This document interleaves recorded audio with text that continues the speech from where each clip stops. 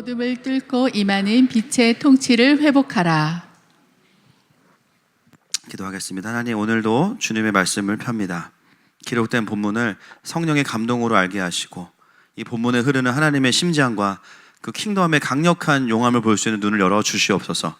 예수님의 이름으로 기도합니다. 킹덤 이사야서 강의 이제 9번째입니다. 지난 시간에는 8장을 통해서 여전히 그 남유다를 구원하기 원하시는 하나님의 음성, 그래서 그 천천히 흐르는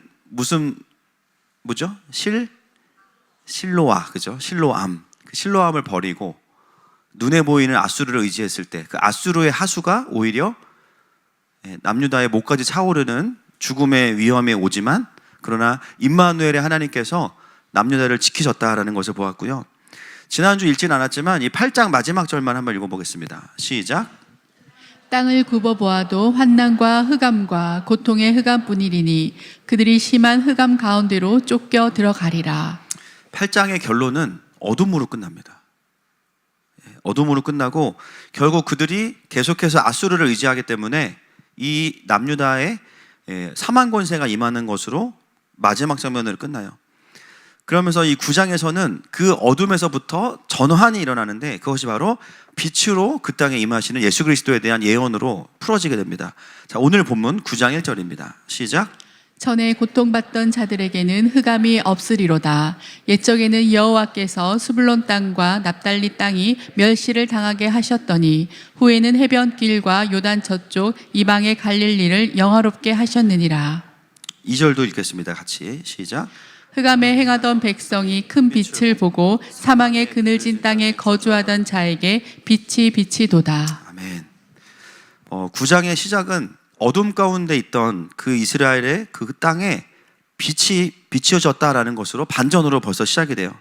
근데 어느 땅이냐? 그 중에서도 스불론과 납달리 땅이에요. 여러분, 우리가 이 땅을 어떻게 알고 있냐면은 갈릴리 땅, 스불론과 납달리입니다. 이 스불론과 납달리 땅은 아수르가 이스라엘을 침략해 올 때 가장 먼저 침공해 온 곳이 바로 이곳이에요. 왜냐면은 해변길이기 때문에 여기를 통해서 이제 이스라엘을 공격을 하게 됩니다. 역사를 봐도 실제로 BC 732년에 아수르의 침공 때 이곳이 먼저 침공을 당하게 돼요. 자, 열왕기하 15장 29절 말씀 한번 확인해 보겠습니다. 시작. 이스라엘 왕 베가 때에 아수르 왕 디글라필레셀이 와서 이온과 아벨벤 마아가와 야노아와 게데스와 하솔과 길르앗과 갈릴리와 납달리 온 땅을 점령하고 그 백성을 사로잡아 아수르로 옮겼더라. 그래서 아수르가 한 일이 뭐냐면 그 땅을 점령하고 나서 그 갈릴리, 스불론과 납달리 갈릴리 지역에 이방인들을 대거 이주시켜서요, 혼혈을 만들어버린 땅이에요, 이 땅이. 그래서 그때부터 이 땅은 가장 고통받으면서 정체성을 잃어버린 땅으로 존재하게 됐고, 그때부터 갈릴리를 뭐라고 불렀냐면, 들어보셨을 겁니다. 이방의 갈릴리 이렇게 불러요. 이방의 갈릴리. 조롱받고 멸시받는 땅이 돼요. 이것이 오늘 본문 이사야서가 말하고 있는 이 스불론과 납달리가 겪었던 어둠에 대한 예언입니다. 그런데 그것으로 끝난 게 아니라 오늘 말씀은 뭐냐면 그 지역에 다시 빛이 비추어졌다라고 말하면서 예수 그리스도의 탄생을 말씀하고 있습니다. 여러분, 이 스불론과 납달리를 역사적으로 추적해 보면 이 땅이 회복되는 과정이 있어요. 1차적으로 언제냐? 그렇게 무너졌다가요, 600년이 지나고 나서 예수님이 오시기 100년 전에 하스몬 왕조가 일어나면서 아리스토블루스 1세가 그 땅을 다시 수복을 합니다. 그러면서 어떤 정책을 폈냐면 그 땅에 있는 이방인들에게 너네가 나가든지 아니면 유대교의 법도를 따라서 정렬되든지 둘 중에 하나를 선택해라. 그래서 그 땅을 다시 유대로 편입을 시켜요. 그리고 나서 남쪽에 거주하던 유대인들을 대거 다시 갈릴리로 데려오면서 거기에 유대인들을 살게 만들었는데, 그때 회복된 도시 중에 하나가 그 안에 뭐가 있냐면 나사렛이 있습니다. 여러분, 나사렛 왜 중요합니까? 예수님의 자라나신 곳이죠. 태어나신 곳은 이제 베들레헴 안산부니까 거기 태어나셨고, 그 다음에 마곡간 산부니까 태어나셨고, 그 다음에 이제 자라나신 곳은 나사렛이에요. 여러분, 우리가 역사와 하나님 나라를 같이 봐야 되는 것 중에 하나가 뭐냐면은, 역사적으로는 그냥 다시 뭐 빼앗겼던 땅을 찾았다로 끝나지만 구속사의 관점에서 보면 뭐를 보게 되냐면요, 예수님이 태어나시기 100년 전에 그 나사렛과 갈릴리를 다시 구조를 만들어 가시는 하나님을 볼 수가 있습니다. 하스몬 왕조 아리스토블루스의 목적은 정치적인 영토 확장이었지만 하나님의 목적은 뭐였냐면, 그 이방의 갈릴리를 다시 회복해서 거기에 이때 회당을 세우기 시작해요. 그리고 토라를 읽는 공동체를 만들기 시작해요. 예수님 태어나시기 100년 전에. 여러분, 전 이런 거를 볼 때마다 너무 닭살이 돋아요. 그 하나님의 그 신의 한 수, 살 때와 팔 때를 아시는 하나님, 할렐루야. 우리는 반대로 가잖아요, 그렇죠? 주님은 찾을 때와 뺏길 때를 아시는 분이에요. 때가 되니까 예수님이 오시기 100년 전부터 그 땅을 다시 회복하시는 그 주권을 보면서 정말 하나님의 클래스가 다르다. 그 예수님이 태어나시는 땅을 그것도 급하게 하시는 게 아니라 미리부터 그 땅을 주목하게 하시는 거죠. 세팅을 딱 하시는 겁니다. 그랬기 때문에 여러분, 예수님께서 가버나움 회당에서 말씀을 전하실 수가 있게 된 거예요. 여러분, 우리가 예배드리는 이 건물, 그렇죠? 하늘마음교회가 분당에 올 때 세워진 게 아니라, 그렇죠? 이미 1990년대 중반에 세워졌어요. 예, 여러분, 저는 그것도 또 놀랍습니다. 왜냐하면 하나님께서 미리 예비하셨구나. 할렐루야. 예, 너무나 감사하게 예배할 수 있는 것이죠. 여러분, 그 하나님의 관점을 보면 너무 신기해요. 어제 원로 목사님도 오셔서, 아니, 분당에 이런 교회가 있었다고 모르셨던 거예요. 그래서 이제 막 서로 소개하시기도 하고 나누시기도 하고, 어른들은 이제 그런 마음이 있는 거죠. 우리는 이제 은퇴했고 그 다음 세대의 목회자들이 일어나야 되는데, 정말 이 대한민국을 위해서 말씀을 전하고 싸울 수 있는 교회가 있나, 굉장히 낙심이 크셨던 것 같아요. 어제 함께 말씀을 나누면서 정말 그 목사님들 안에 이제 그런 하나님으로부터 오는 소망을 발견하시는 모습을 볼 때 너무나 기쁨이 있었습니다. 여러분, 이 스불론과 납달리라는 갈릴리 땅은요, 가장 먼저 침공을 받고 어둠에 묶이고 사망 권세에 묶여있던 땅인데, 하나님이 그 땅을 역사 속에서 때가 되니까 풀어가시는 거예요. 그리고 또 100년이 지난 이후에 그곳에 바로 예수님이 거기에 자라나시게 됩니다. 여러분, 우리 하나님은 역사의 주관자이십니다. 내 인생의 주관자이세요. 때로는 그 하나님의 포인트를 내가 알지 못해서 낙심하거나 하나님께 원망할 수도 있어요. 그러나 하나님의 관점이 생기다 보면요, 점점 내 인생을 향해서도 여유가 생기죠. 하나님은 지금 일하고 계셔. 당장 내가 원하는 그때는 아니지만 하나님의 때가 정확한 때야. 그거를 믿음으로 고백할 때부터 우리의 영에는 돌파가 일어나는 것입니다. 여러분, 저는 오늘 이 말씀을 묵상하고 이 안에서 킹덤 원리를 바라볼 때, 하나님의 일하심은 그때가 돼서 일어나는 게 아니라 대부분이 준비가 있고요, 과정이 있고 열매가 있는 것 같아요. 눈에 보이는. 그렇다면 우리의 삶은 어떻게 되느냐? 지금 내 삶의 이 시즌이 준비의 시즌인지 열매가 드러나는 시즌인지 구별할 수 있겠죠. 또 그 하나님 나라의 큰 그림을 이해하고 나면 지금 이 2026년을 살아가는 교회들이 어떤 일을 해야 되는지를 우리가 분별할 수가 있는 것입니다. 여러분, 올해 우리 교회가 표어로 삼은 말씀이 이사야서 19장 23절 말씀인데, 같이 한번 읽어보겠습니다. 시작. 그날에 애굽에서 아수르로 통하는 대로가 있어 아수르 사람은 애굽으로 가겠고 애굽 사람은 아수르로 갈 것이며 애굽 사람이 아수르 사람과 함께 경배하리라. 아멘. 여러분, 이 말씀은 천년 왕국 때 완성이 됩니다. 그죠? 지금 우리가 이룰 수 있는 건 아니에요. 그러나 중요한 건 뭐냐면, 그때 이루어지지만 지금 우리 뭘 해야 됩니까? 준비를 해야 되는 거죠. 그게 이 시즌의 교회들이 해야 되는 일이에요.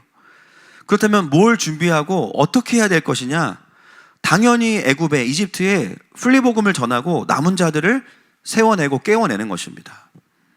저희가 이번에 전제책도 또 두 귀한 지체들이 만들게 되지만, 목표는 하나예요. 남은 자들을 연결한다, 이거예요. 어떻게 남은 자인지 아냐? 풀리복음을 전해본다라는 거예요. 우리 편인지 아닌지 어떻게 아냐? 복음을 전해보면 알 수 있어요. 지금 우리가 만들어야 되는 영적인 구조가 뭐냐면 바로 그러한 것들입니다. 그리고 지금 이 시즌의 교회들은 오히려 이 성경적인 종말론을 이야기하면서도 산속으로 들어가야 되는 것이 아니라 우리는 into the city, 도시 안으로 들어가야 돼요. 더 세상의 기술과 지식과 필요한 것들을 준비해서 하나님이 때가 됐다라고 말씀하실 때 준비해서 나와야 되는 때입니다.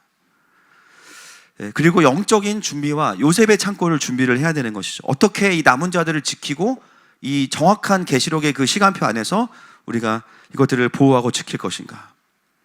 그러면서도 인본주의에 물들지 않는 것, 이것이 지금 교회들이 해야 되는 싸움이에요. 여러분, 교회가 왜 인본주의로 넘어가요? 영의 원리를 가르치지 않기 때문이에요. 인간의 선함과 바름, 그죠? 그리고 어떻게 보면 성경의 부분적인 옳은 것들을 말하지만 어떻게 그걸 이룰 수 있는지에 대한 영의 원리를 가르치지 않고 가장 중요한 거, 킹덤을 풀지 않기 때문입니다. 하나님 나라가 뭔지를 잘 가르치지 않으니까요, 그냥 이 땅 유토피아라는 것에 미혹되기 시작하면서부터 세상의 불을 가지고 들어와서 하나님을 섬기고자 하니 그 열매가 뭐예요? 사망 권세고 교회가 죽어가고 있는 것이죠. 여러분, 천년왕국 때 이루어진다고 해서 지금 할 일이 없는 게 아닙니다. 그때는 그때 할 일이 있고 지금은 지금 할 일이 있어요. 동의하시면 아멘 해주십시오. 그래서 지금 우리가 놀 때가 아니라는 거예요. 요즘에 저도 제가 속사람학교 때 강의할 때 영혼육이 분리가 되고 주님의 통치가 임하면은 영혼육이 이제 하나가 된다고 말씀을 드렸잖아요. 아닌 것 같아요. 요즘에 아닌 것 같아요. 요즘에 진짜 아니에요. 제가 제 혼과 육이 제 삶을 동의하지 않아요, 지금. 이게 너무 힘든 일이에요, 지금. 이게 뭘 하려고 그러면 제 혼이, 야, 그거 아니야. 이거 아니잖아. 이거 아니라니까? 근데 그냥 거기 영이 멱살 잡고 끌고 가는 그런 느낌. 영혼육이 다 분리가 됐어요. 몸은 못 쫓아가지고. 이거를 또 해야 된다고 막 계속 그 씨름하고. 그래서 속사람학교 강연을 바꾸려고 마지막 때는 분리가 될 수 있다. 그렇지만 영이 멱살 잡고 끌고 가면 가야 된다. 정말 여러분, 그게 왜 그렇습니까? 지금 하나님이 하시는 일들을 이해하면 내 삶의 해석이 정확해지는 거예요. 나라에 대한 해석이 정확해지는 겁니다. 할렐루야. 여러분, 그래서 지금 이 시즌에 교회들이 분별하고 깨어서 해야 될 일들이 있는 것이죠. 우리가 또 이집트도 기도하고 있지만 거기 영적인 리더들을 세우고 그 이집트가 결국은 하나님의 나라를 가족에서 민족으로 출산하는 일들을 했기 때문에 거기에 있는 교회들 안에 반드시 풀리복음이 풀어져야 됩니다. 왜요? 하나님이 그렇게 사역하고 계시기 때문에. 여러분, 이 갈릴리, 이 스불론과 납달리라는 어둠의 땅을 회복시키기 위해서 하나님이 하신 일이 뭐예요? 하스몬 왕조라는 걸 통해서, 그죠? 정치적으로 그 땅을 회복시켰어요. 여러분, 그리스도인은 정치에 관심을 많이 가져야 됩니다. 아멘입니까? 그러나 제대로 가져야 돼요. 그죠? 하나님 나라와 교회를 지키는 구조를 가지고 정치를 고민해야 되지, 그죠? 세상의 관점으로 보면 안 되는 거죠. 그 일들을 통해서 하나님이 구조를 만드셨기 때문에 그 구조 안에서 예수님이 안전하게 자라나신 거예요. 그래서 예수님이 태어나신 곳은 유다 베들레헴이지만 자라나신 곳은 이 갈릴리예요. 오늘 이사야서 말씀도 이것을 예언하고 있고요. 이 말씀이 언제 성취가 되냐? 마태복음 4장입니다. 같이 읽어볼게요. 12절부터 17절까지 시작. 예수께서 요한이 잡혔음을 들으시고 갈릴리로 물러가셨다가 나사렛을 떠나 스불론과 납달리 지경 해변에 있는 가버나움에 가서 사시니 이는 선지자 이사야를 통하여 하신 말씀을 이루려 하심이라 일러스되 스불론 땅과 납달리 땅과 요단강 저편 해변길과 이방의 갈릴리여 흑암에 앉은 백성이 큰 빛을 보았고 사망의 땅과 그늘에 앉은 자들에게 빛이 빛이었도다 하였느니라. 이때부터 예수께서 비로소 전파하여 이르시되 회개하라 천국이 가까이 왔느니라 하시더라. 아멘. 여러분, 예수님은 이제 왔다 갔다 하셨지만 공식적인 공생애를 시작한 사역을 시작한 곳이 어디냐면 갈릴리예요. 거기서 복음을 전하셨는데 여러분, 제가 오늘 이 마태복음 말씀 보면서 짧은 말씀, 회개하라 천국이 가까이 왔다. 여러분, 이거 자체가 풀리복음이에요. 초림의 다시 오심과 지금 우리가 있고 똑같이 전해야 돼요. 주님 곧 오실 거야. 천국이 임하고 있어. 여러분, 때에 맞는 복음이라는 것은 메시지가 바뀐다는 게 아니죠. 거대한 하나님 나라의 그 메시지가 그 시대마다 적용되어지는 포인트가 있는데 그것을 찾아서 선포해 줄 때 거기 하나님의 통치가 임하는 것입니다. 지금도 이 복음은 그대로 적용돼요. 회개하라 천국이 가까이 왔다. 이제는 초림의 예수님만이 아니라 다시 오실 예수 그리스도. 할렐루야. 믿지 않는 자들에게 예수님은 심판주이시지만 여전히 우리에게 예수님은 구원자이세요. 부활과 휴거를 통해서 우리는 다스리는 자가 되고 이기는 자가 되고 주님과 함께 영원히 왕노릇하는 삶을 살기 때문에 이 사망 권세로부터 우리를 영원히 구원할 그분이 오시고 계신다는 거예요.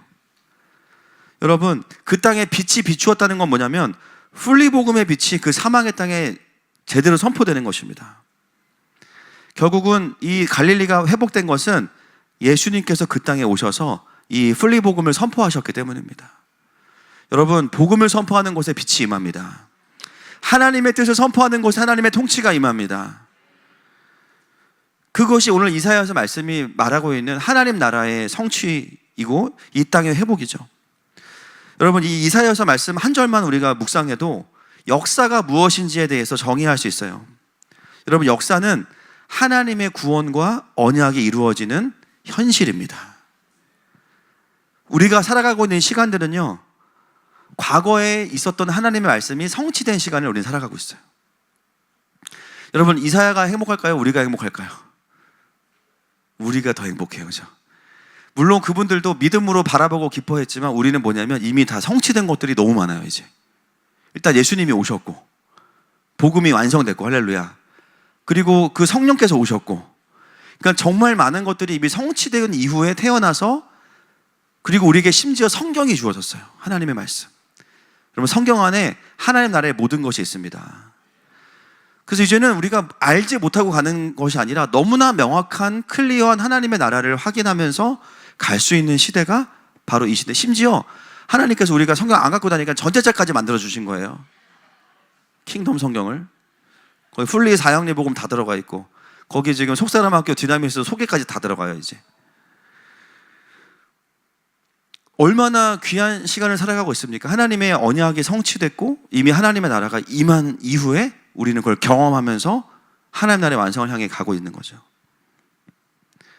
예수님의 초림, 그리고 이방인의 구원, 이스라엘의 건국, 그냥 지나온 시간들이 아니에요. 우리에게 이 역사라는 것, 나에게 시간이라는 것은 뭐냐면 하나님의 나라가 성취되는 무대입니다. 그래서 여러분, 역사 공부만 제대로 해도 하나님을 안 믿을 수가 없어요. 제가 기도하는 거, 공교육에서 성경 가르치자. 할렐루야. 우리가 다 교사로 나가야 돼요. 월급 받으면서 이제. 그게 이 나라가 사는 길입니다. 여러분, 그렇다면 이제 우리에게 남아있는 시간은 어떤 시간이겠어요? 하나님의 언약이 성취돼야 되는 시간이에요. 모든 하나님을 믿는 백성들, 성경을 하나님의 말씀이라고 인정하는 사람들에게 미래라는 것은 무엇이냐? 변화가 많고 두렵고 어떻게 될지 모르는 불확실성의 그런 것이 아니라 하나님의 언약이 성취되는 것입니다. 그렇다면 우리의 삶은 두 가지밖에 없죠. 이미 성취된 것에 대한 감사와 하나님께서 이루실 것에 대한 기대와 소망이에요. 모든 그리스도인들에게 필요한 것. 여러분, 쉽습니까? 어렵습니까? 쉽지 않아요. 어려우세요? 감사와 기대. 할렐루야. 우리가 어려워지는 이유는 뭐냐면 자꾸 다른 해석과 다른 해결책들이 떠오르기 때문입니다. 결국은 어떤 지점으로 돌아오냐면은 하나님께서 이루신 게 뭐지? 앞으로 하실 게 뭐지? 여기로 돌아오면 또 살아나는 거예요. 역사만 그렇습니까? 우리의 인생도 마찬가지입니다. 하나님이 나를 여기까지 인도하신 하나님의 주권, 할렐루야. 여러분, 정말 여기에 우리가 살아있는 것 자체가 기적이에요. 요즘에 새가족분들 교제하고 그러면서 너무 많이 느끼고, 지금 킹덤, 우리 줄여서 청년들 킹카, 킹덤 카운셀링 다 줄여. 막 풀리복음, 그죠? 다 줄여. 킹카 발대식한 이후에 지금 막 외부에서 지금 막 상담 요청이 막 쇄도하고 있어요. 지금 큰일 났어요. 지금 우리가 상담사 2명밖에 없는데 큰일 났다. 지금 막 어떻게 알고들 막 연결돼서 오시는데, 여러분, 우리가 그렇게 사역 감당할 수 있는 것은 뭐냐면 우리 교회가 가지고 있는 뭐 노하우, 기술 이런 게 아니잖아요. 하나님의 말씀밖에 없거든요. 우리의 답은 하나님이시거든요. 근데 그거는 믿는 자들 뿐만이 아니라 믿지 않는 자들도 똑같아요. 하나님께서 이 세상을 창조하셨기 때문에. 여러분, 하나님의 영광이 없는 영역이 없습니다. 그래서 한 분 한 분 삶을 들어보면요, 이분 여기 지금 살아있으면 안 되는 분들이 너무 많아요. 정말 그냥 눈물이 그냥 날 수밖에 없어요. 어떻게 여기까지 왔냐? 모두의 고백, 하나님 살아계신다. 하나님이 아직 내가 이 땅에서 할 일이 있기 때문에 살려주셨다. 그렇다면 남아있는 나의 인생은 그분의 나라를 위해 사는 것이 정답이다. 여러분, 그 마음에 결정이 생기고 그 마음에 결단이 딱 서잖아요. 영이 딱 풀려버려요. 할렐루야. 살아나요. 자기가 왜 살아났는지도 몰라. 자기가 왜 채워졌는지 몰라. 근데 살아났어. 왜냐하면 하나님의 통치가 풀어지면서 내 영의 기근이 해결됐기 때문이죠. 여러분, 우리의 인생에 사실 생각하다 보면 근심과 염려할 이유들이 참 많습니다. 저도 계속 근심과 염려가 있어요. 그런데 결론은 또 뭡니까? 하나님이 하신 일과 하나님이 하실 일들을 바라보는 것밖에 없어요.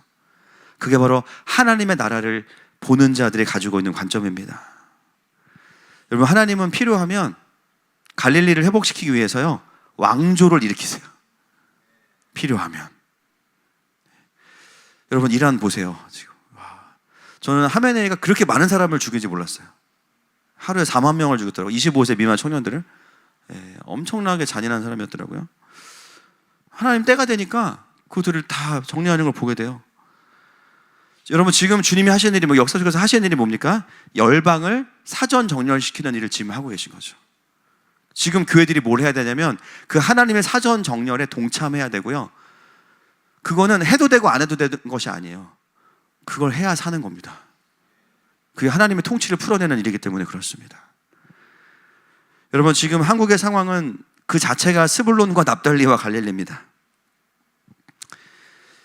저는 오늘 말씀을 보면서 나라에 대한 적용을 어떻게 해야 되나 하나님 보여주신 게 뭐냐면, 왜 스불론과 납달리를 회복시키셨나? 거기에 나사렛이 있기 때문이거든요.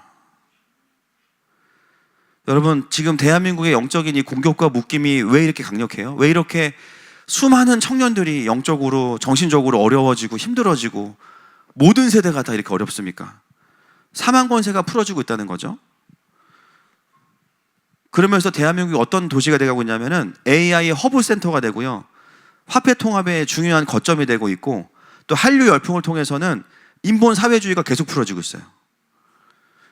여러분, 왜 교회들이 인본주의화 됩니까? 이런 메시지들로부터 보호하지 않았기 때문이에요. 여러분, 우리는 사실 개인적으로 하나님을 경배하지 않거나 영의 원리를, 성령님을 따라가지 않으면 다 인본주의자가 돼요. 누구나. 쟤는 인본주의자고 쟤는 신본주의자고 구분할 수가 없고요. 오늘까지 영을 따라가는 자들은 하나님의 통치가 있지만 내일의 나는 내가 확신할 수가 없어요. 사실 여기는 인본주의, 여기는 신본주의 할 수도 없는 거예요. 그냥 오늘 하나님께 붙들려 있으면 그날 진짜인 거지. 결국 지금 교회들이 어려운 이유는 뭐냐면 영의 원리는 풀지 않으면서 계속 세상에 인본주의가 들어오기 시작하니까 하나님 나라의 통치가 풀어지지 않기 때문에 교회 전체가 영적으로 묶일 수 있는 구조들이 막 나오고 있는 거죠. 왜 이 작은 나라에 이렇게 많은 영적인 공격과 바벨론 가치관들이 들어오는가? 그것은 이 나라의 부르심이 선명하기 때문이에요. 영적인 나사렛이 대한민국에 있기 때문이에요.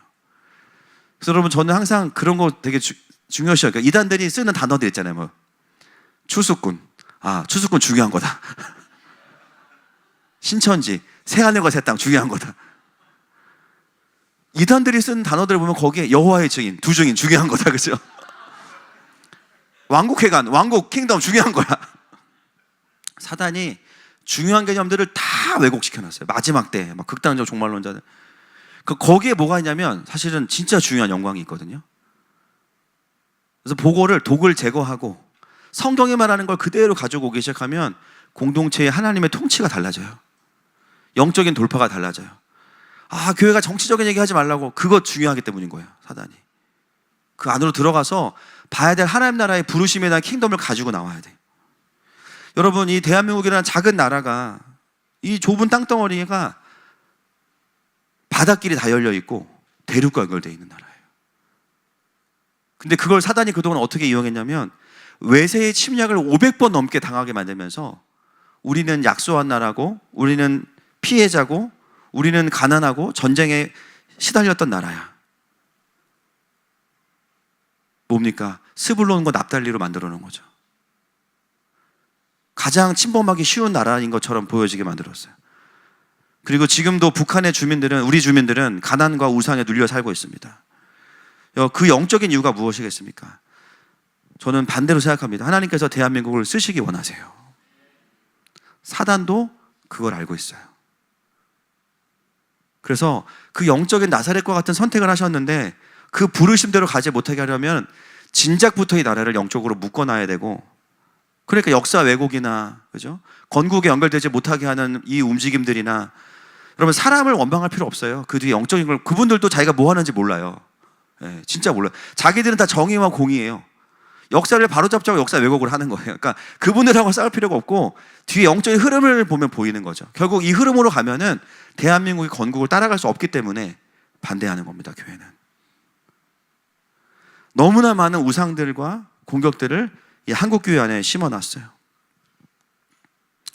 그래서 우리가 하는 이 빌드업이나 킹덤암이나 킹덤 처치를 세우는 일들은 이 싸움을 하는 살아있는 교회들을 세워내는 것이죠. 왜 하는 겁니까? 나사렛을 지키는 겁니다.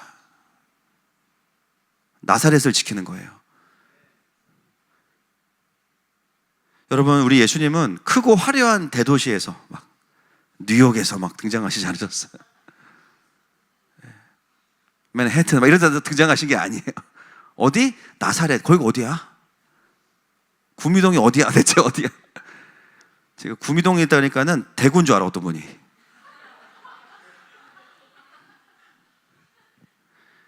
우리 주님은요, 막 크고 화려한, 누구나 막 주목할 만한 막 빵 떠서 막 BTS 같이 막 그렇게 등장하시지 않죠. 오히려 나사렛 하면은 거기서 무슨 선한 게 나온다 그래. 그 시골 촌동네에서, 그 이방의 갈릴리에서 무슨. 그러나 그건 자체가 뭐냐면 이미 하나님의 예언이었고, 그리고 그 땅에서 도저히 그런 게 될 수 없었지만 결국 하나님이 그 일을 이루신 거예요. 여러분, 우리에게 중요한 거는 지역이나 어떤 우리를 띄워줄 뭐가 중요한 게 아니라 예수님께서 우리와 함께 하시면 끝나는 겁니다. 오히려 어둠 가운데 하나님의 통치가 풀어지잖아요. 그럼 그 빛이 더 밝아요. 그게 바로 뭡니까? 풀리복음입니다. 회개하라, 천국이 가까이 왔느니라. 여러분, 지금에야말로 이 메시지가 풀어져야 돼요. 저희가 속사람학교나 킹덤 카운셀링을 하지만 저희의 목표는 치료가 아니에요. 킹덤에 정렬되는 거예요. 나 좀 우울증이 있으니까 상담 받고 좋아질래? 아니요. 그거는 당연한 거 돼야 되고, 나의 삶을 향한 하나님의 부르심을 알고 거기에 정렬돼서 살리는 삶을 사는 겁니다. 여러분, 살리는 삶을 살면요, 우울할 새가 없어요. 우울해진다. 살짝 우울해져. 피곤해서. 그거 빼고 없어요. 네. 살리는 삶을 살아야 되니까. 여러분, 하나님과 함께도 이 대한민국과 이 나사렛을 지켜내는 또 주님의 오시기를 예배하는 교회로 더 세워지기를 축복합니다. 그래서 교회가 지금 해야 되는 가장 큰 싸움은 거대한 이 바벨론의 메시지로부터 교회를 지키는 거, 그리고 계속해서 영의 원리를 풀어내서 사람들을 살리는 거, 그거가 돼야 돼요. 그 다음에 하나님 나라의 큰 그림 안에서 열방의 변화들을 해석해내는 거. 그럼 어떻게 되냐? 예배를 드리고 나면 세상이 보이기 시작하는 거죠. 내가 어디에 속았는지, 어느 편에 서면 안 되는지, 어디에 힘을 실어야 되는지, 그리고 왜 낙심하면 안 되는지, 지금 내가 준비할 게 무엇인지. 그래서 이미 이루어지지 않았지만 내 삶에 하나님의 나라가 지금 해야 될 것들이 보여지기 시작하면서 삶이 채워지기 시작하는 것이죠. 여러분, 우리의 삶에도 분명하게 이 갈릴리와 같은 영역이 있을 거예요. 가정이나 내 삶의 어떤 시간들이 그냥 어둠이에요. 여러분, 그것은 뭐냐면 거기에 나사렛이 있는 겁니다. 그 사건 때문에, 그 어려움 때문에 내가 하나님께 가지 않았던 그 영역. 근데 다시는 내가 그걸 이제 생각하지 말아야지. 그런데 여러분, 거기에 뭐가 있냐면 나사렛이 있는 거예요. 아픈 과거를 다시 떠올리라고 말씀드리는 것이 아니라 그걸 누가 하시냐면 주님이 하시는 겁니다. 나는 그걸 그냥 이런 일로 딱 정리해놓고 넘어갔는데 어둠이었는데 거기서 막 빛이 막 올라오기 시작해요. 그리고 사실은 내가 이 시간을 통해서 너를 축복할 거야. 이 시간을 통해서 너를 날아오르게 할 거야. 예수님이 선포하시는 거죠. 내가 이 형제와 이 자매와 이 삶의 시점부터 내가 동행한다. 공생애를 선포하시는 겁니다. 그러면 나의 상처와 어두움이 어떻게 됩니까? 영광의 빛이 되는 것입니다. 여러분, 오늘 이 은혜가 임하기를 축복합니다. 자, 3절 말씀 보겠습니다. 시작. 주께서 이 나라를 창성하게 하시며 그 즐거움을 더하게 하셨으므로 추수하는 즐거움과 탈취물을 나눌 때의 즐거움 같이 그들이 주 앞에서 즐거워하오니. 그래서 여러분 3절부터는 그 갈릴리 땅에서 일어나는 회복에 대한 메시지가 계속 나옵니다. 그 땅에 어떤 회복이 일어난대요? 즐거움을 더하게 하시고 기쁨, 그 다음에 추수하는 즐거움과 탈취물을 나눌 때의 즐거움이에요. 여러분 추수하는 즐거움은 뭐겠습니까? 내가 수고한 대로 거두어지는 거. 참 이게 당연한 건데 인생이 그렇게 안 돼요. 그죠? 열심히 수고해도 나는 잘못한 게 없지만 다른 사람에 의해서 때로는 나라가 어려워지면서 내가 수한 것들을 수확할 수 있는 즐거움을 누리지 못하는 게 많습니다. 그래서 잠언에 보면 하나님 주시는 복 중에 수고한 걸 누리는 것을 분복이라고 이야기해요. 여러분 심은 대로 거두는 복을 누리시기를 선포하고 축복합니다. 그러나 주님은 뭐예요? 심은 대로만 거두게 하시지 않죠. 30배, 60배, 믿음이 사라지고 60배, 100배. 하나님의 본심은 이거예요, 원래. 30배, 60배, 100배. 여기서 추수하는 즐거움이라는 건 뭐냐면, 야, 내가 수고한 것보다 더 많은 걸 주셨네. 이렇게 많이 주신다고 그걸 누리는 거예요. 하나님의 통치가 풀어질 때 우리의 삶에 주시는 은혜 중에 하나입니다. 그 다음에 탈취물을 나눌 때의 즐거움. 탈취물은 뭐냐면 전쟁에서 승리한 자들이 느끼는 즐거움입니다. 이거는 무엇을 의미하냐? 늘 나의 인생이 사단에게 뺏기는 인생이에요. 돈 좀 모아놓으면 싹 뺏어가, 사단이. 여러 가지 사건으로. 뭐가 있으면 다 뺏겨들. 부르심도 뺏기고 내 존재도 뺏기고 다 뺏겨. 근데 여기서 승리는 뭐냐면 다른 사람들 거를 막 뺏어와라 그런 얘기가 아니라 하나님 안에서의 그 기업, 헤리티지, 기업이 회복된 사람들에게는 하나님께서 원수에게 빼앗겼던 것들을 다시 찾아오게 하신다는 거예요. 아, 맞아. 나는 원래 이런 사람이었지. 나는 원래 이런 부르심이 있었지. 그래서 그 하나님이 주신 축복을 누리면서 내가 느껴요. 나에게 예배하신 영광이 이런 거였구나. 그거를 회복하는 것입니다. 여러분, 우리 각자에게 그 하나님의 통치가 회복되면 사단에게 늘 도둑맞고 패배하던 인생에서 추수하고 승리하는 인생이 되는 것입니다. 재정만 쌓이는 게 아니라 인생의 부르심, 그리고 가장 강력한 건 뭐냐면 하나님의 역사의 그 타임라인을 같이 가게 돼요. 어떤 착각을 하게 되냐면 역사의 중심이 나인 것 같아. 역사의 중심이 구민홍인 것 같아. 여러분, 그게 정상이에요. 할렐루야. 왜냐하면 우리가 대단해서가 아니고 주님 옆에 우리가 올라타 있으니까 이제 마치 그렇게 되는 것처럼 보이는 거예요. 요즘 보니까 무슨 공연할 때 그 댄서들이 여기 안경을 쓰고 나오는데 카메라가 달려 있어요. 본 적 있는 분 손 들어보세요. 예, 뭐 멀미나죠. 근데 이제 그걸 왜 보냐면은 굉장히 현실감이 있어요. 왜냐하면 무대 위에서 같이 하는 것 같은 거야. 여러분, 하나님 나라에 정렬된 사람이 누리는 영광이 뭐냐면요, 내가 성경 안에 들어가 있어요. 그게 성경이 내 삶이고 내 삶이 성경이야. 할렐루야. 역사의 주관자이신 주님과 함께 뛰니까 와, 여기서부터 좀 킹덤이 풀어지고 있네. 그게 뭐냐? 보좌 앞에서 살아가는 자들의 인생입니다. 자, 4절 말씀 읽겠습니다. 시작. 이는 그들이 무겁게 맨 멍에와 그들의 어깨의 채찍과 그 압제자의 막대기를 주께서 꺾으시되 미디안의 날과 같이 하셨음이니이다. 그 다음 주시는 건 뭐냐면 무겁게 맨 멍에, 그리고 그들의 어깨의 채찍, 압제자의 막대기를 주께서 꺾으시되라고 말합니다. 여러분, 이 무겁게 맨 멍에가 뭐냐면 이 스불론과 납달리 백성들이 아수르가 쳐들어와서 그 왕의 성을 쌓게 만들면서 물자를 나르게 했어요. 어깨에 맨 멍에는 뭐냐면 그 성을 나르는 물자를 지고 옮기는 나무 틀을 말합니다. 얼마나 무거운 그 돌들을 하루 종일 나르는 거예요. 자기가 원하지도 않는 성을 쌓기 위해서. 어떤 성입니까? 하나님의 왕되심이 아니라 인간의 왕을 위해서. 여러분, 하나님의 백성들이 하나님께 붙잡히지 않고 또 하나님의 통치가 없으면 어떻게 되냐면은 사단의 노예가 돼서 세상의 왕을 세우는데 강제로 부역하고 노동하는 삶을 살게 돼요. 그러면서 어때요? 우리의 양 어깨는 멍에로 무겁죠. 그리고 어깨의 채찍은 뭐냐면 노예들을 더 일을 시키기 위해서 동기부여하기 위해서 때리는 겁니다. 어깨를 채찍으로. 여러분, 세상이 우리를 어떻게 움직여요? 채찍, 수치와 두려움과 불안함이에요. 너도 남들처럼 살아야지. 너도 가난해지지 말아야지. 너도 실패하지 말아야지. 다 뭐예요? 두려움으로 막 어깨를 때려요. 그래서 끊임없이 우리를 조종합니다. 그걸 오늘 본문은 뭐라고 말하냐면 압제자의 막대기라고 합니다. 아수르의 강압적인 통치, 사망 권세의 강압적인 통치. 저희 교회가 주중에도 이제 뭐 속사람 학교나 킹덤 카운셀링이나 또 계속 이제 디나믹 사역도 하지만 여러분들 뭘 경험하고 계십니까? 많은 영혼들이 자유케 되는 걸 경험해요. 많은 영혼들이 살아나는 걸 경험해요. 근데 그 살아남의 결과는 뭐냐면 하나님과 친밀해지고 하나님의 통치가 회복되는 거예요. 무슨 뭐 목사가 교주가 되고 막 이 교회 아니면 안 되고 그런 게 아니잖아요. 그죠? 아니에요? 그죠? 아니죠. 확실히 아니어야 돼요. 그죠?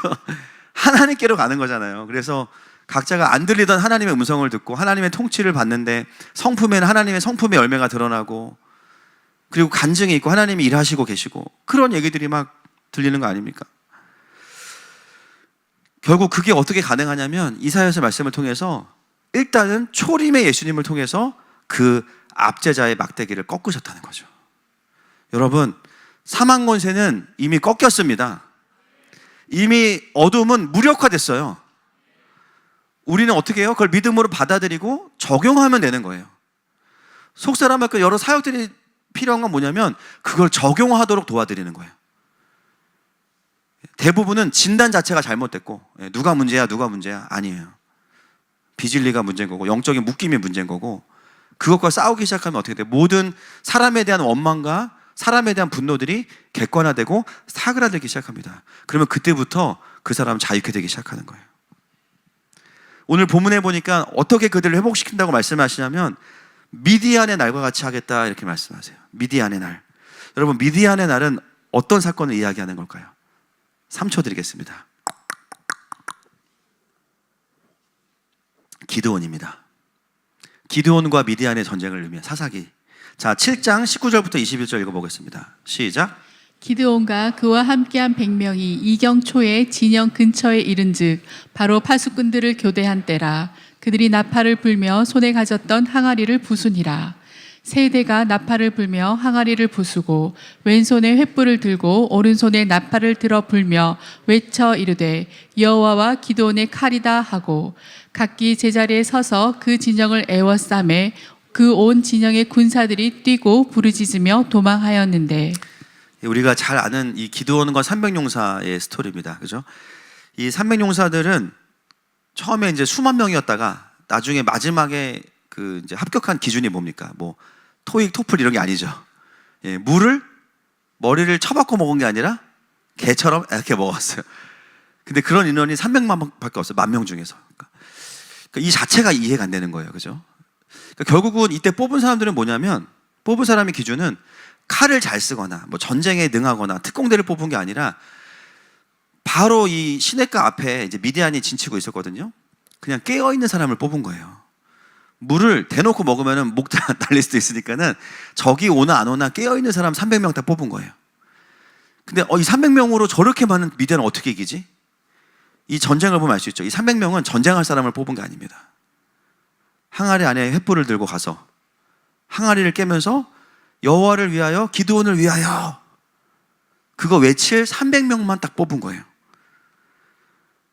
그런데 그렇게 300명이 그 일을 했을 때 어떤 일이 벌어졌냐? 22절과 23절입니다. 시작.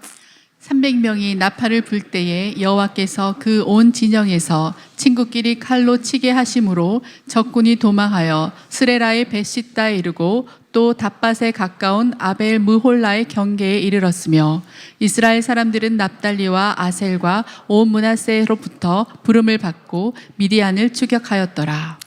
여기서 가장 중요한 메시지는 여호와께서요. 22절에 300명이 나팔을 불 때에 여호와께서. 여러분, 전쟁을 누가 하신 거예요? 여호와께서 하신 거예요. 여러분, 하나님의 군대가 된다는 거는요, 이런 걸 의미하는 겁니다. 내가 다 이게 아니라 하나님이 원하시는 거냐면 나를 초청할 자들을 부르세요. 나팔을 불며 횃불 뭐겠어요? 제단이에요. 주님 오세요.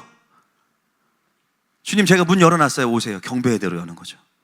그럼 주님이 오셔서 진짜 싸움은 하나님이 하시는 거예요. 물론 경배의 대로를 여는 것도 쉬운 건 아닙니다. 그거를 사단도 방해하고 우리의 연약함도 있고 우리의 한계도 있으니까. 그러나 하나님 보시기 그 길이 열리기만 하면, 통치를 가져올 수 있는 길이 열리기만 하면 주님이 즉각적으로 오시는 거예요. 주님이 오시면 어떻게 됩니까? 적들은 자기들끼리 죽이고 진멸되는 겁니다. 하나님께서 오셔서 미디안의 그 압제를 꺾어버리신 거죠. 여러분, 사단이 우리를 엄청 공격하는 것 같지만 결국 뭐냐면, 복음을 선포하고 하나님의 통치가 풀어지는 순간 그들은 싹 사라져요. 그래서 예배 드리고 나면 내가 그걸로 왜 이렇게 힘들어했지? 내가 그 문제로 그게 힘든 건 맞지만 이렇게까지 힘들어할 건 아니었는데, 정신이 돌아오기 시작하는 거예요. 여러분, 우리의 인생도 똑같습니다. 사망 권세가 아수르잖아요. 나에게 지워주는 무거운 멍에, 너 이거 해야 돼. 삶에 대한 두려움, 부담감들, 또 나를 움직이는 그 동기들을 보면 수치심, 공포와 두려움들. 결국 사망 권세의 압제 가운데 우리가 살아가던 노예들이었는데 우리의 힘으로는 이걸 이길 수 없다는 거예요. 주께서 오셔야 된다는 거예요. 그래서 예수님이 오신 거예요. 그리고 그분이 오셔서 하신 일이 뭡니까? 여자의 후손이 와서 뱀의 머리를 상하게 했습니다. 사망 권세를 깨뜨리신 겁니다. 내 삶을 짓누르는 사망 권세를 다 꺾으시고 그것들을 무력화하신 거예요. 그러므로 우리가 집중해야 되는 것은 뭐냐면, 내가 죄와 싸우는 게 아니라, 내가 사망 권세와 싸우는 게 아니라 주님이 오시도록 해야 되는 것이죠. 여러분, 선교도 마찬가지예요. 주님이 그 나라에 더 임재하시도록 하는 거예요. 원래도 계셨지만 더 통치하시도록 해드리는 거예요. 사단은 마지막 때에 우리에게 계속해서 하루에도 여러 번 이 삶의 멍에를 지우려고 할 겁니다. 또 채찍으로 우리를 상처 주려고 해요. 억누르려고 할 거예요. 그러나 이제 우리는 낙심하지 않아요. 왜냐하면 그 권세는 꺾였기 때문이에요. 중요한 건 뭐예요? 다시 십자가를 붙잡는 것입니다. 내가 두려워하는 그 문제들, 내가 어려워하는 그 일들을 가지고 하나님 앞에 나아가면 어떤 일이 벌어져요? 생명 권세가 사망 권세를 이기시게 됩니다. 그리고 하나님의 계획과 하나님의 인도하심을 말씀해 주세요. 여러분, 오늘 이 예배가 또 다른 미디안의 날이 되기를 선포합니다. 9장 5절 말씀 마지막 절 시작. 어지러이 싸우는 군인들의 신과 피 묻은 겉옷이 불의 섭같이 살라지리니. 예, 이렇게 된다는 거예요. 예, 불의 섭같이 그냥 싹 사라져, 그죠?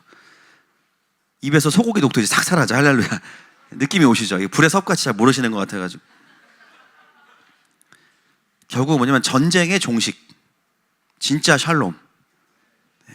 여러분, 이 말씀은 이제 다음 주 나누겠지만 오늘 말씀도 결국은 천년왕국 때 완성이 돼요. 그러니까 천년왕국 정에는 우리가 원하지 않아도 계속 전쟁의 소문이 있어요. 지금도 있고, 우리가 원하건 원하지 않건. 그러나 주님이 원하시는 건 뭐냐면, 그 전쟁과 같은 뭐 해외 전쟁만 아니라 내 인생의 전쟁이니까 내 삶의 전쟁 속에서 우리가 불행해야 되는가? 아니라는 겁니다. 오늘도 너에게 많은 어려움과 문제와 전쟁이 있지만 오늘 내가 너와 임마누엘 하면 그 원수들은 사라질 거야. 그게 날마다 하나님의 통치 안에 들어가는 자들이 누리게 되는 하나님 나라의 실제입니다. 여러분, 전쟁이 강력한 이 시대 가운데 더 이 말씀은 우리에게 필요한 거예요. 거기에 마음을 빼앗기지 않고 우리는 어떤 걸 선포해야 돼요? 그래도 하나님의 나라는 완성되고 있어. 그리고 내 평강을 뺏기지 않는 것이죠. 자, 6절과 7절에 보면 6절 띄워만 주세요. 자, 시간이 없으니까 보면은 이 한 아기가 우리에게 낳고 쭉 나옵니다. 여기에 보면은 총 5가지로 예수님의 이름이 나와요. 아기 예수님의 이름 5가지. 그죠? 어깨에 정사를 매셨고 기묘자 묘사, 전능하신 하나님, 영존하신 아버지, 평강의 왕 5가지. 예수님이 오신 거는 아기 예수님, 아 귀엽다 이게 아니죠. 그죠? 아 귀여워 이게 아니고 그분의 이름이 강력해요. 이제 그분의 아기 예수님 오셨지만 그 이름이 의미하는 건 뭐냐면 하나님 나라는 이런 거야. 그래서 여러분, 우리가 내일부터 이제 곧 한 주간 그렇죠? 매일 저녁마다 짧지만 이 5가지를 나누겠습니다. 내일은 뭐겠어요? 어깨에 정사를 맨 게 무엇인가? 기묘자라 모사라, 전능하신 하나님, 영존하시는 아버지, 평강의 왕, 그리고 부활주일. 말씀을 정리하겠습니다. 이 시간 함께 오늘 말씀을 가지고 좀 나누면서,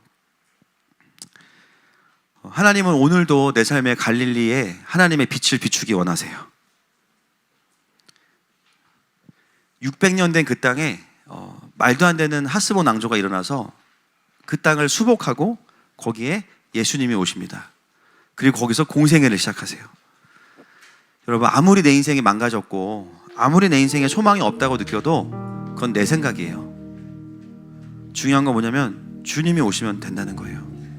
대한민국도 주님이 오시면 되는 거예요. 이 시간에 함께 나아갈 때 주님, 오늘도 내 안에 성령 하나님 이미 내 안에 임재하셨지만 더 부어주시고 내 삶을 향한 또 열방을 향한 주님의 눈과 귀를 열어주옵소서. 같이 함께 찬양하면서 주님 앞에 나아가십시다.